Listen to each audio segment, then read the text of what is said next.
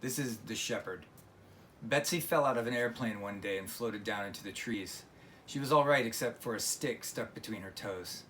She stayed in the trees for several days until she was rescued by a sheep farmer one morning.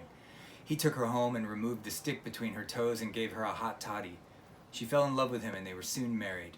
She made him soup every day, which he thanked her for as though it was the first time he had tasted it. He asked about her family and she said she had none. She asked about his and he said he had many, though he said he never saw them. She asked him why and he said sheep.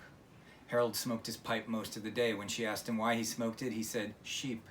It was the same answer he gave to everything, but he loved Betsy. You could tell that by the way he wrapped the blanket around her in the evening. He never wanted her to be cold, especially at night. He would build a fire and make her sit by it every night. Then he would sing to her the gentlest lullabies. She would fall asleep like this every night. In the morning, it was different. He was all business. Feed the sheep and water them, clean out their cages. It was a long day's work, a break for lunch and little else.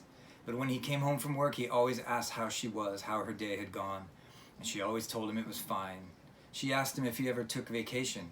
He said he had never thought about it. Who would take care of the sheep? She said she could hire someone.